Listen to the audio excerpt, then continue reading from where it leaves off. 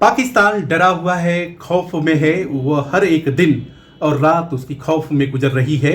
ये बात क्यों?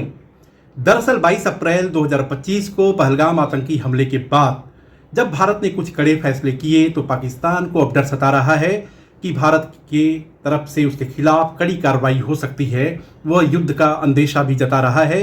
अंतर्राष्ट्रीय फोरम पर बार बार अपनी बात को कह रहा है, अपील कह रहा है कि भारत को रोको, भारत को ऐसा मत करने दो। ये बात अलग है कि पाकिस्तान की तरफ से लगातार उकसाने वाली कार्रवाई भी हो रही है। नियंत्रण रेखा पर पिछले 10 दिन से गोलीबारी जारी है, जिसका जवाब भारतीय सेना दे रही है।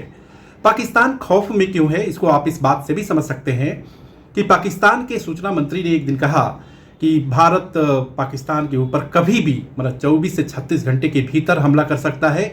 ये बात अलग है कि 36 घंटे का वो समय गुजर चुका है।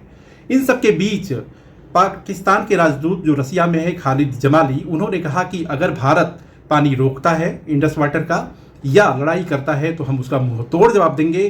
कन्वेंशनल तरीके से ले करके उसके बाद न्यूक्लियर वार तक हम जा सकते हैं।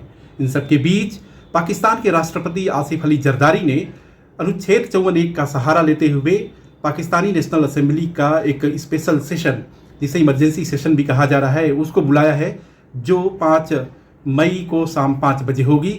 यानी कि पाकिस्तान के अंदर तरह तरह की धाराएं, तरह तरह की विचार, तरह तरह से एक तरीके का उनके मन में कन्फ्यूजन बना हुआ है कि आखिर भारत की जो ये चुप्पी है उसका मतलब क्या है।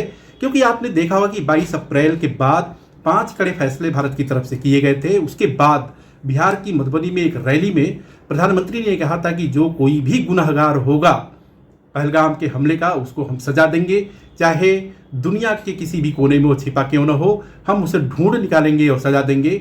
वो पाकिस्तान का नाम नहीं ले रहे थे, लेकिन पाकिस्तान ने अपने ऊपर उस बात को लिया और अब उसको ये डर सता रहा है कि भारत कहीं न कहीं कभी किसी भी समय उसके ऊपर हमला कर सकता है।